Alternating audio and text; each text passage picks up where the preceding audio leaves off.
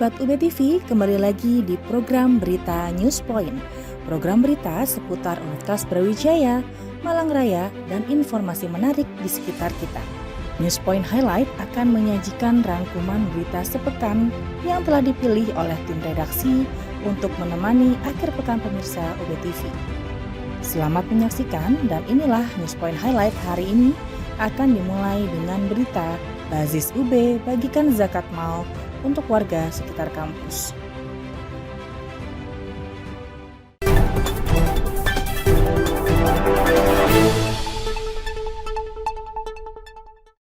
Bazis UB sebagai lembaga amil mengumpulkan zakat mal dari sivitas UB yang sudah memiliki penghasilan mencukupi.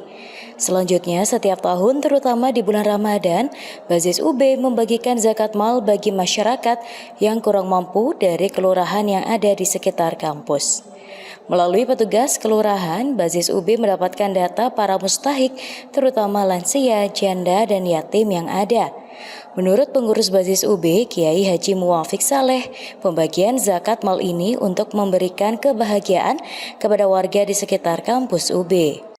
Kriteria mustahiknya seperti halnya sudah ditetapkan di dalam Al-Quran bahwa ada 9 penerima, ya, yang itu kemudian kita mintakan kepada para lurah data-datanya, siapa dari mereka yang miskin, siapa yang mereka duafa, siapa mereka yang yatim, mualaf, dan segala macam. Tapi yang ini kita minta yang duafa, miskin, dan yatim.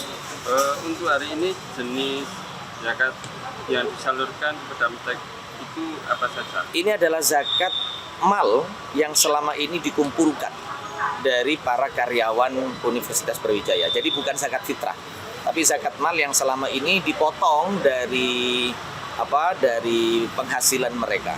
Oleh karena itu, keberadaan Bazis sebenarnya membantu meringankan beban dari seluruh karyawan UB yang harusnya dia keluarkan zakatnya, kita bantu.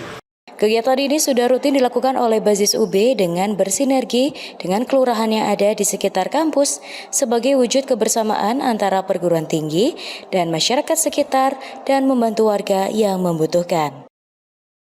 Pembagian zakat mal dari Bazis UB pada tahun ini diberikan kepada warga di 10 kelurahan di sekitar kampus biru. Menurut pengurus Bazis UB, Kiai Haji Muwafiq Saleh, pihaknya sudah bekerja sama dengan pihak kelurahan untuk mendapatkan data nama warganya yang membutuhkan. Setelah proses verifikasi selesai, kemudian petugas kelurahan mengambil paket tersebut di Bazis UB dan menyalurkan ke warga masing-masing. Aturannya adalah kita meminta data kepada para kelurahan untuk kemudian nama-nama diberikan kepada kami dan mereka kita minta untuk mendistribusikannya berdasarkan nama-nama yang sudah ditentukan oleh mereka sebagai penerima. Ini yang menerima ini di dusun mana saja dan perkiraan berapa jumlahnya? Ada 10 kelurahan yang pada saat ini kita distribusikan. Setiap kelurahan rata-rata kurang lebihnya 50 orang yang kita beri. Kegiatan rutin setiap bulan Ramadan ini mendapat sambutan dari warga. Arwanto, petugas kelurahan Telogomas, mengaku senang dan berterima kasih kepada Bazis UB yang telah memberikan zakat malnya kepada warga kelurahan Telogomas. Terima kasih atas bantuan yang telah diberikan oleh UB Bazis kepada warga di Telogomas, terutama janda lansia dan yatim piatu. Semoga kedepannya tetap berlanjut dan juga di sektor-sektor lainnya.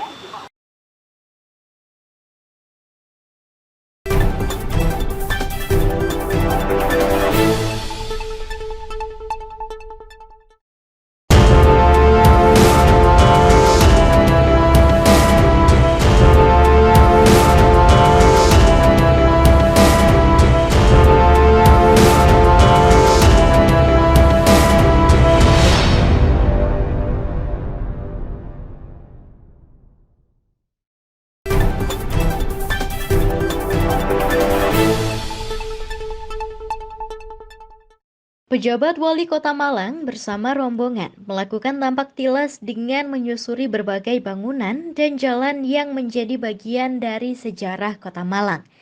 Hal itu disampaikan oleh Wahyu Hidayat usai melakukan upacara dalam rangka Hari Ulang Tahun Kota Malang ke-110. Kegiatan napak tilas ini merupakan upaya nyata untuk tidak melupakan sejarah panjang Kota Malang yang sudah berusia 1 abad lebih. Mengenang masa lalu, ada transportasi pada masa itu. Kalau bikinnya saya ada lagi, tahu nggak, demo. Maunya demo tapi udah nggak ada. Demo itu seperti demo, tapi bukan demo, tapi isinya memanjang ke belakang. Ada yang tahu demo nggak? Ya tahu lah, itu dulu. Maunya demo tahu dicari nggak ada, akhirnya adanya demo ya.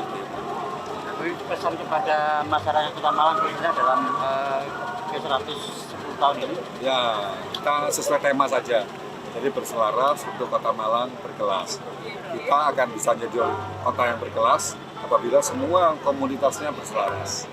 Satu visi, satu misi, sama-sama berjuang, sama-sama kita melaksanakan keinginan dari masyarakat, itu akan menjadi Kota Malang yang bagus. Beberapa bangunan yang memiliki sejarah panjang dalam dinamika Kota Malang seperti Gedung KNPI di Jalan Kawi, Gedung Kesenian Gajayana yang menjadi saksi dari lahirnya berbagai seniman di Kota Malang, dan lainnya. Direncanakan bangunan tersebut akan direvitalisasi agar dapat dimanfaatkan dengan lebih maksimal.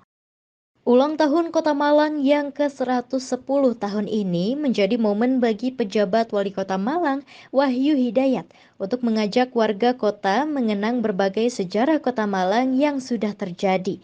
Sebagai kota yang sudah lebih dari 1 abad, Kota Malang sudah melewati berbagai masa dengan dinamika yang ada. Untuk itu, mengenang kembali sejarah kota menjadi salah satu cara untuk merefleksikan kembali langkah yang akan diambil untuk masa depan kota yang lebih baik. Kita ziarah ke makam BP, kemudian nanti setelah ini kita napak tilas. Demonya udah siap. Ya, kita keliling, kita akan mengenang masa lalu agar kita tidak lupa, ya. Dan nanti kita akan melihat sejarah-sejarah akhirnya Kota Malang bisa menjadi kota yang baik sampai dengan 110 tahun. Kenapa harus memilih BEMU, Pak? Salah satu cara untuk mengenang kembali Kota Malang dengan melakukan napak tilas usai upacara peringatan HUT Kota Malang yang digelar di depan Balai Kota Malang. Kawasan kayu tangan heritage yang berada di Jalan Basuki Rahmat Kota Malang terus bersolek dan menarik kunjungan warga. Selama Ramadan, sejak sore hari sudah nampak keramaian di kawasan ini. Deretan motor dan mobil nampak terparkir rapi di kedua sisi bahu jalan. Deretan kafe dan resto juga nampak dipenuhi oleh pengunjung untuk berbuka puasa bersama. Untuk dapat kursi, pengunjung harus rela memesan terlebih dahulu atau mengantri karena meja dan kursi sudah habis dipesan pengunjung lainnya. Semakin malam, terutama selepas tarawih, kawasan ini kian ramai pengunjung. Mereka nampak berlalu lalang, bersuah foto, atau duduk santai di beberapa kafe yang menyediakan kursi di teras kafe masing-masing. Di beberapa spot jalan terdapat live music dari para seniman ataupun dari beberapa kafe dan industri lain yang ada di kawasan ini. Selamat ulang tahun ke-110 Kota Malang, semoga semakin maju menuju kota berkelas.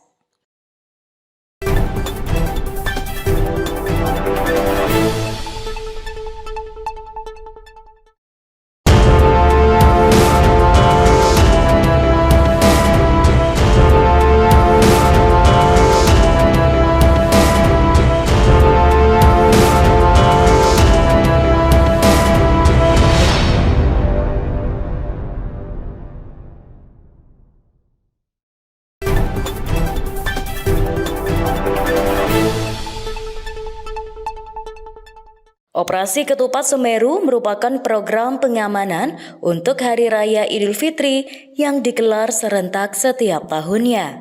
Pada tingkat Polres Batu, apel pasukan telah digelar pada tanggal 3 April kemarin. Dalam apel tersebut, Kapolres Kota Batu, AKBP Oscar Syamsuddin, memeriksa secara langsung kesiapan pasukan mulai dari Satuan Lalu Lintas, Reserse, Sabara, TNI, Dinas Perhubungan, hingga organisasi masyarakat yang terlibat. Para personel ini akan disebar di berbagai titik pengamanan seperti pos polisi Pendem, area tempat wisata, tempat ibadah, dan sarana publik lainnya yang banyak dikunjungi warga selama perayaan Idul Fitri. Operasi Ketupat Semeru akan berfokus pada layanan lalu lintas dan ketertiban secara umum selama Idul Fitri hingga masa arus balik. Selain itu, sebagai kota wisata, pada Idul Fitri, Kota Batu diperkirakan akan mendapat banyak kunjungan wisatawan sehingga menjadi atensi untuk mendapatkan rasa aman